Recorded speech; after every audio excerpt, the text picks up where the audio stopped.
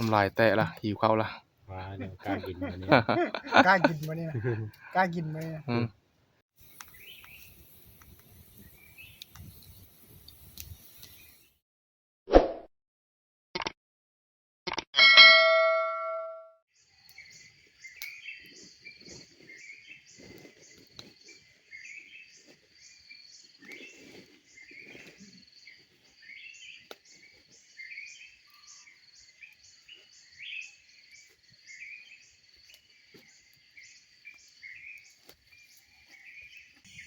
เห็นเลยเมื่อคืน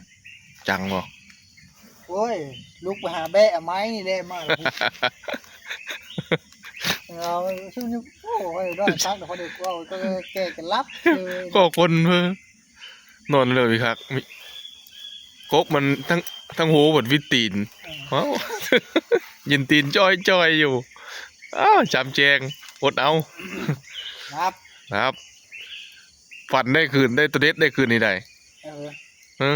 เลย ปั้นเลยเพิ่นบอกเพิ่นเอา41เข้าไปกับมาเด้อบ้าเขาบอกเข้าตำราแล้ว หาเช้าไป หาลัดเช้าเนี่ยหอยไปแล้วตื่นแต่เช้าหอยไปแล้วทำไม่ได้ยินเสียงปังเสียงปิ้งเลยได้สมอยอยู่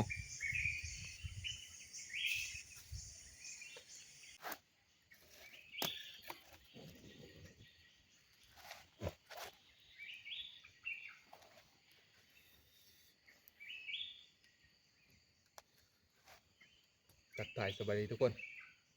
สบายดีตอนเช้าๆบรรยากาศหนาวๆตัวเมื่อคืนนี่ก็หนาวเลยนะนอนจนฟันไปก็เติร์ดเลย ฟันขี้เหินบินได้บอกคำสูนเลยขี้เหินบินโอ้โคตรอะไรวะ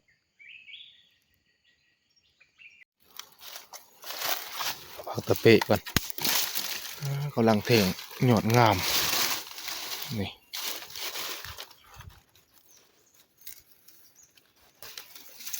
หยอดกำลังอ่อน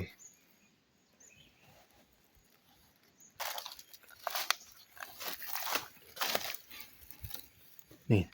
มันกำลังเท่งยอดตัวนี้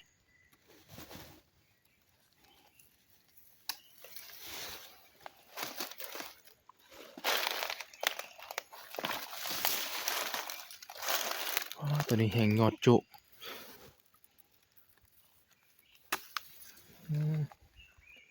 หนึ่งกินกับเจียวประเดะนะครับในรายการเนี่ยขาวเฮากะมาของเห็ดเขาหุงได้มาเลย บ่มีหม้อหนึ่งบ่มีโหดมีแต่หม้อแกงเห็ดเขาหุง กินข้าวเจ้าหมดนี่จันหอยมาละโอ้แต่หอยจะมาอยู่เจ้าผู้เห่าอยู่ผู้มานะแต่เช้านี่ ไปไกลเท่าอยู่แถวนี้แล้วจะข้างนี่ ลงแล้วบอก ลงบอก สงสัยลงแล้วนี่มีเห็นมาอยู่เดี๋ยวไปหายามมองก่อนยามมองยามเบ็ดท่ามันมาจะเฮ็ดกินเลยไปทีละ โอ้บักบุเล็กเอกเลยบักบุเล็กเอกเลย บ่ง่ายเลย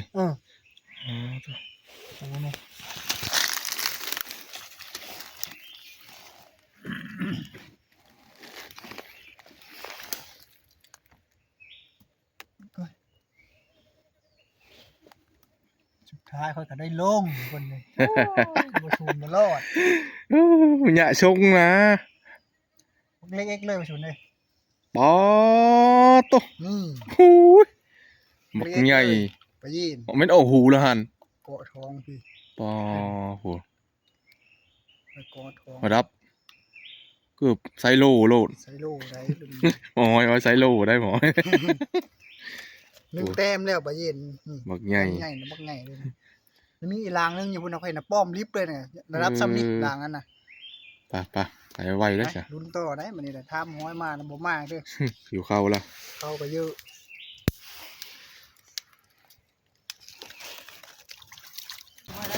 เลิกบทโหดทีละบอกฮะแค่เล็กขึ้นนะกูป่าโดนไปเยี่ยมเทิงกูบอกเมนจะเจอบนนี่นะเมนเลยว้าวพี่ไปเยี่ยมเทิงบกกูโลดไปเทิงพี่ป้อมเม็ดจะลุกลุ้มพี่เอ้ยเลยป้อมแลนดึงป้อมจมแล้วคนป่ามันขึ้นเทิงละไรเกินนี่เทิงบกพี่โอ้เนาะนี่ก็ มีแนวกินมันบอกว่าเมียน้อง มันเกาะขึ้นเด้ ก็คือโนนพี่ ห้องเกาะขึ้น โอ้ยคือทอดบกพี่โอ้ก็ไปพี่ว้า เนี่ยไปเลยเนาะกลางอะไรเนาะ กลาง พอดีอย่าง ตัวนี้บ่ใหญ่ซ้ำตัวนั้นนะถือว่าไซส์กลางๆมันดึงขึ้นอยู่เทิงพี่บ่อมอยู่ล้มป่าอยู่เทิง เล่น น้องนี่น้องน้อยน้องเนี่ย ถึงข้างใน น้องน้อยแต่น้องเลิกได้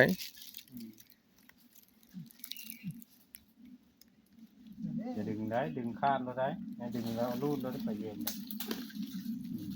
มัดก็ได้โอ้ขัดดู เบ็ด มันตะเวทโอ้ดู แต่เบ็ดเคยจะบ่มีรูดเลย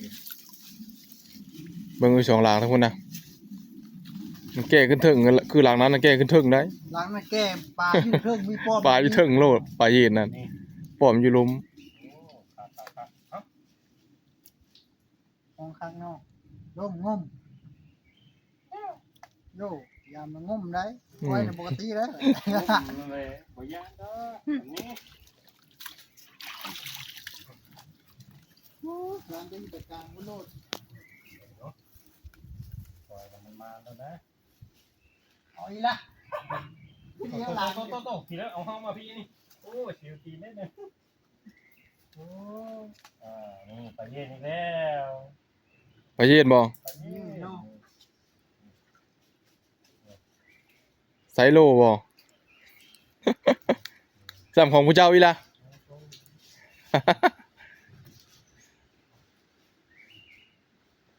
ปานตะมานตะป่าเย็น เคยขี่หลังก็เป็นคลิปโลดวันนี้เนี่ย โลละลาเห็นตะเบ็ดอีละ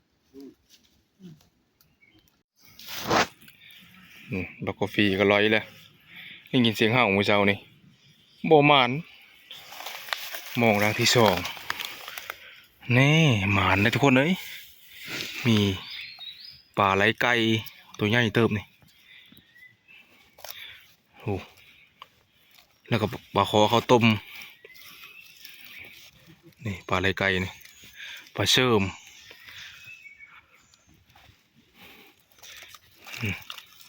ถือว่าหลายตัวเติบพูดละเดี๋ยวจะมือปลดตะบอนนะพยายามล้างที่สามก่อน นี่มันเรียกลงมาทีมลงมา ลงแบบนี้ลง โย่ ลงแบบนี้ลง เห็นปลาลายจะลงนะ ลง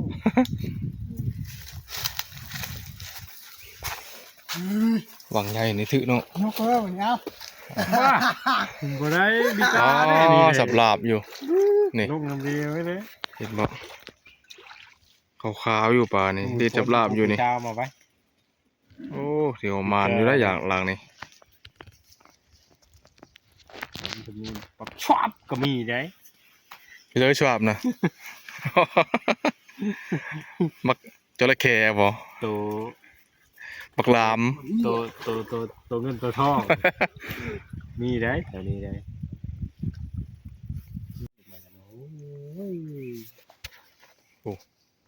ชงอันนี้ออกมาตัวเดียวจ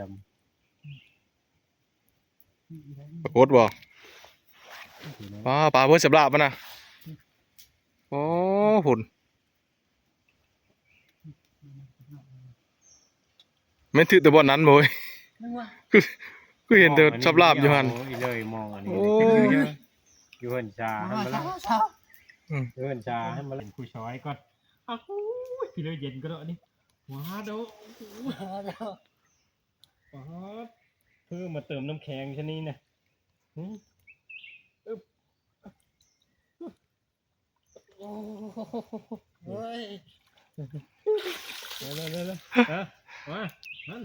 ปรากฏว่าปรากฏเอาเลย ยกก่อนไหมดึงยกก่อน ยกกันบ่ มันมีเห็นชนบนห้องมาเด้อ ห้องแล้วนะ อีกทุกคนเลยเฮ้ยเจอบนไม้มาถูกเลิกเด้ออยู่พี่อยู่ ปู่ทางพุ่นก็โอ้สับลาบอยู่ มองอยู่พี่ มาเถอะ ว้ามองนี่เคยทันก็ได้ ฉันจะพูด นั่นน่ะ แม่นเชิญบ่ได้เชิญอยู่นี่หมดเป็นเพิ่นเอามองเฮานะบ่ตองก็ยังมีอยู่นี่ไปเชิญอยู่พุ่นเพิ่นมีแต่บ่ตอง ว้าโดนั่นนี่มันวิธีการนำมันขาดแบบนี้ โอ้ย มันดำบูมันนี่ดำบูอยู่ทุก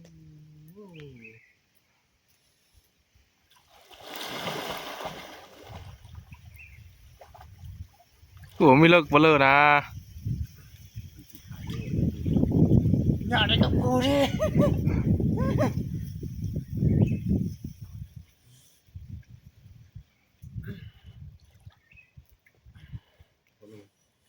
ได้หรอก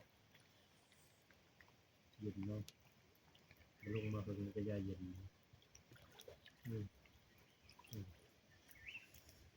ฝนแล้วบ่ดึงได้ ชนพูด มันผู้เชิญนั้นบ่ บ่ขาดดึงก็มันขาดบ่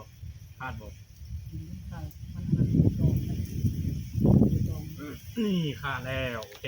มีแหงยาวโลด อ๋อตัวปลานะสับลาบอยู่จังแล้วบ่คอง เฮ้ยจังนะ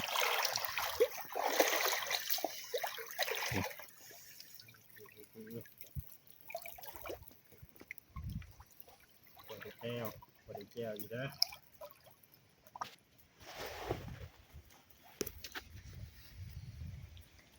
เสียดายแต่มันสั้นเนาะมองไว้เนาะ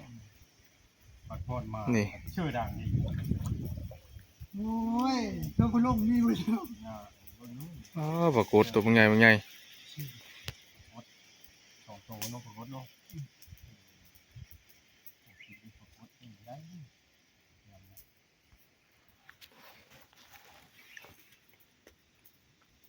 คือฟังนั้นเลย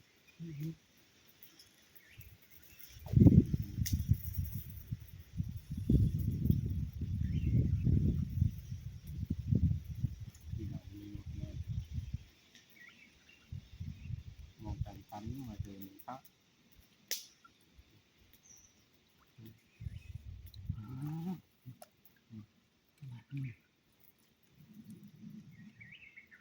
อยู่แต่ข้างดิ นะ โอ้ปรากฏเหลืองเสริม เกิดเนาะ อ่ะเสื้อเปล่า ที่แกงเต้ามานป่ะ ครับ นี่ แกงเต้า กัดนาเนาะมาฮือมาตึงมาต่อ คือแกงเต้า เมนบ่เชิมเดียวนะ เชิญเดียวนี่ล่ะ มันเป็นเบ็ดห้อ สามลางก็ได้มองนี่ อืม ไอ้ปลดอยู่บ่อนพุ่นละกระเป๋าหนึงนะ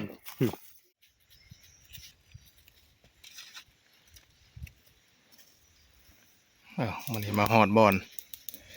เสื้อปลาเขานะปลดเฮ็ดเลยข้อง ลามไปเยี่ยม ลามปลาเย็นโอ้ตันไปกระบังลามปลาเย็นเปลี่ยนเมนูมื้อนี้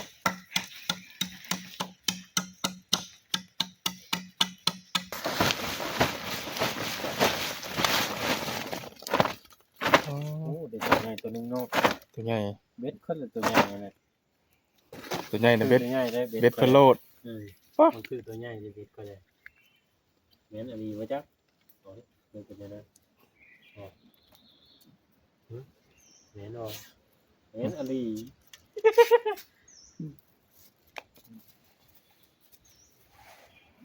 ปดบานนี่แฮมสิปดเด้อเด้อเบ็ดเด้อ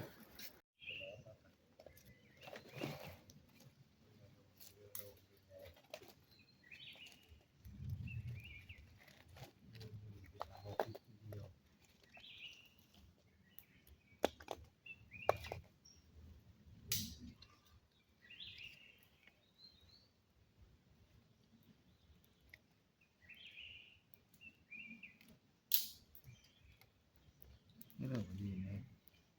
เด้อบ่ เยี่ยนี้จะป้าไป ปาดได้ ป้าไป ว่าไปเย็นเด้อ2 4 6 8 9โต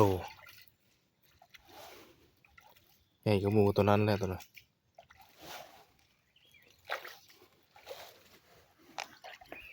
นี่ยังปลดอีกแล้วอยู่นี่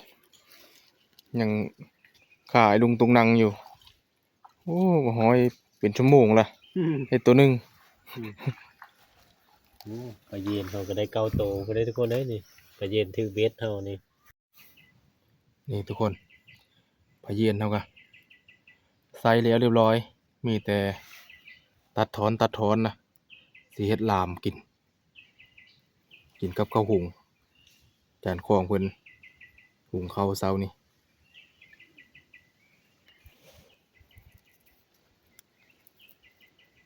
มะเขือตำบ่ได้ตำเลยนะซอย ซอยเอา ซอยเอานะ มีแต่เครื่องคักทั้งหมดนี่ ลาเมิดบ่มันเลยเนาะ หมดแล้วแหละบ่จะคือก็มีซอยซิหมดใบโลดยังแซ่บ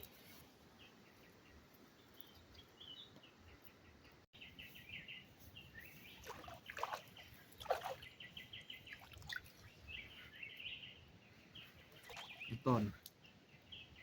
ง่ายๆบ่แซ่บ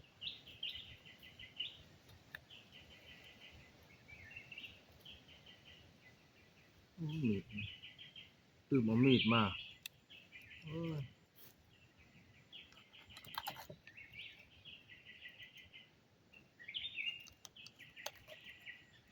ตัดตอนพอดีคำนะ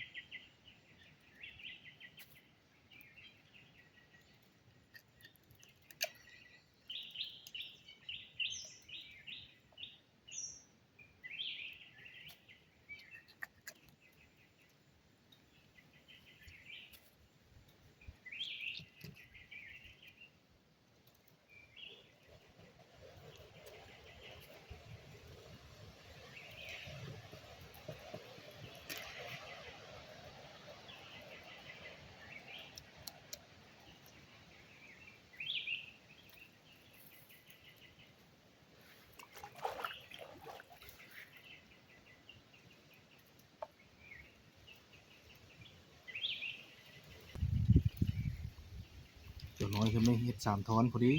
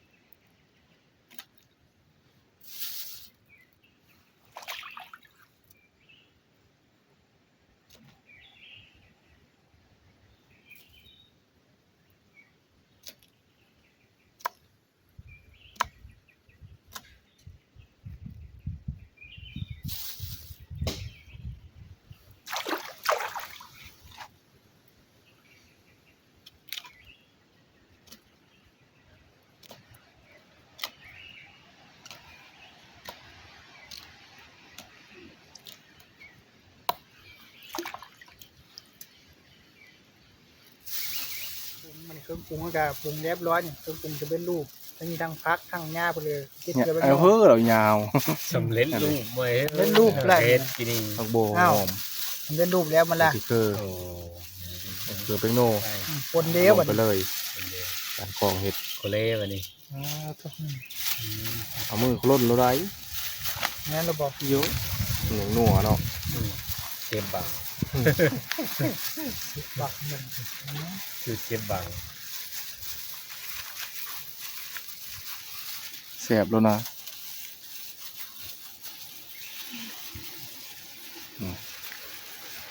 หักปันยัง รถมีท่อตรงพื้นล่นเขาล่นแล้วนี่เนาะ เจอคือ อย่าลืมเอาวันเครื่องหอมอัดนะอัดนั่นมันเด้ออัดท้ายเด้อ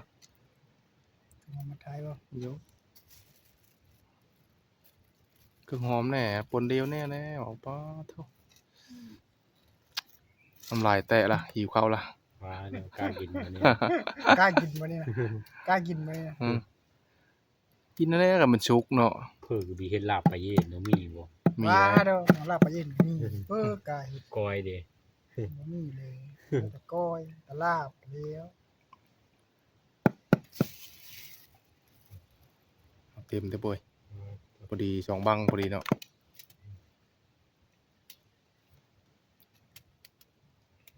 หยิก โอ้ยชั่วโมง จะหยิกเข้า บ่ เต็มหมดละ ตัวเอา เต็มโพดแล้ว เอาชั่วโมงหันแล้ว หม้อหุงข้าว เอาเลยเอาป้าแล้วเลย เอาจะเลือกเขา ทุกอย่างเลย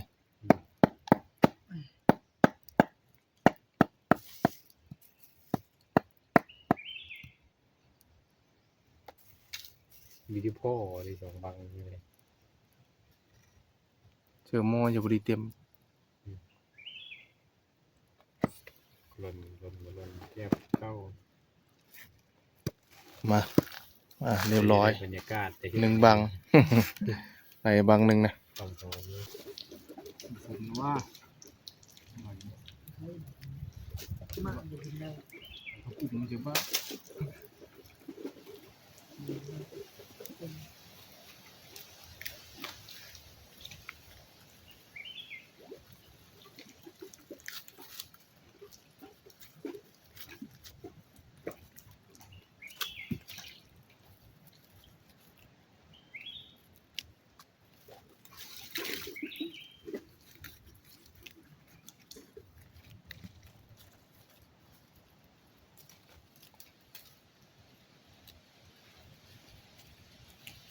น้ำน้านั่นน่ะมันจะเป็นมานั่งขี่ไม้อยู่ในมันเด็ด วุ้นเลยนะวุ้นวุ้นนะ มันจะเป็นไปเลย วุ้นเลยถึง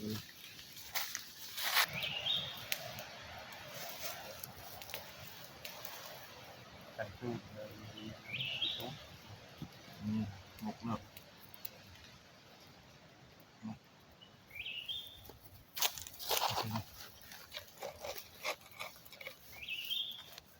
บางท่านนั่งกิน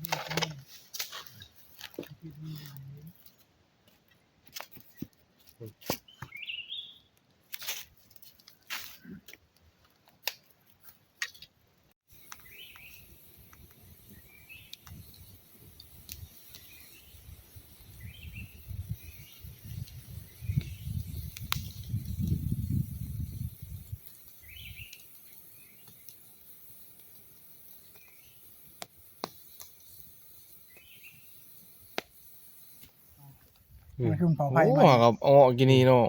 มันคือมันเผาไผ่มัน นี่แต่วิดีโอไฟเนาะมกกี่เท่านี่ รัว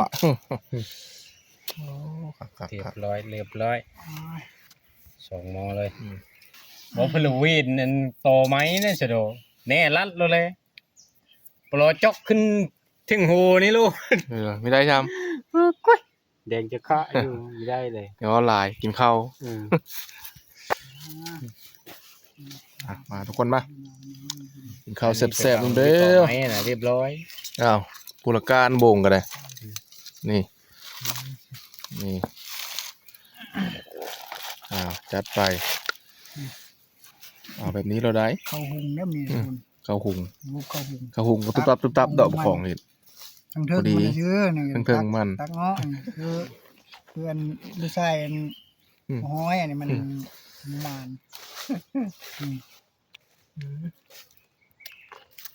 กินนึงเท่านี้บ่รอดแล้วมันทางนี่พุดปัดเลย กินนี้ก็ไปกินอันนี้แล้ว กินนี้นั่นเลย ตลอดเลย ไม่อยากขมๆ มา อย่าหายไปได้ใกล้นะเดี๋ยวนี้แน่จะแล้ว อย่าหายไปกินข้าวอยู่นี่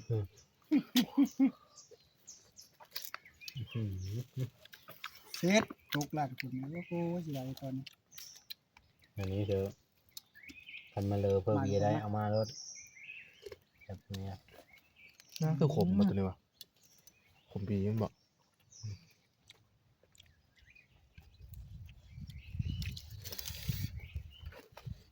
ขมปีมันบอก ฝากอะไรคนเนี่ย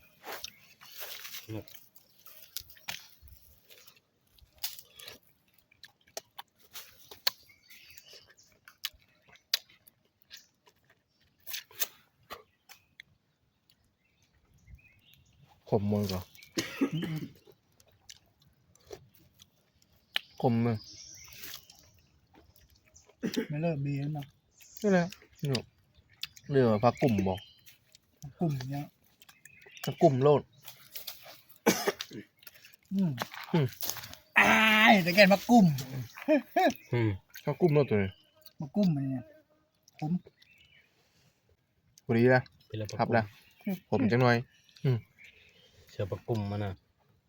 เอาอัดบะมันดี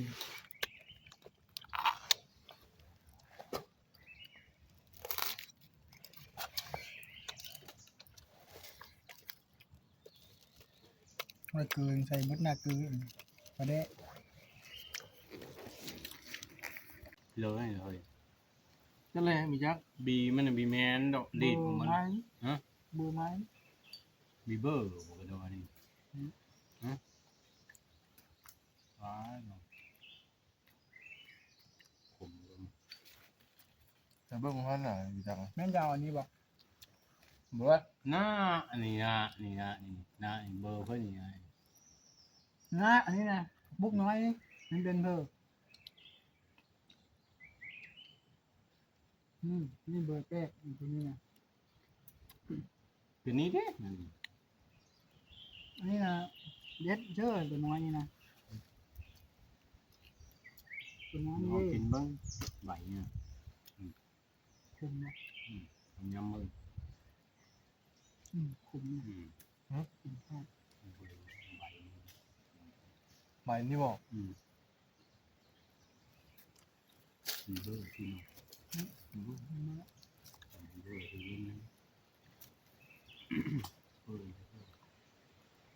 ตามบังเขาปามไว้อยู่ไป ป้าตัวเริ่มเป็นห้อยเสือละตัวนี้สูตรเด็ดตัวนี้นะขมอำลำจักมาแต่ที่เลิกความขมนะ เบอร์เยอะ เทียงเดียวพอดีเทียงเดียววัน ยันมี อยู่อันนี้ก็เนาะ เออ มันมีแห้งอันนี้นะ มันมีใบปลากลุ่มบ่มีตัวขมนะอัดปะมันนะแก้ม ขัดมันไปเลยเอาไหนมาห้อยยันเมาอยู่ มีเมาสมุนไพร ห้าไม้เมาลืมอะไรเนาะ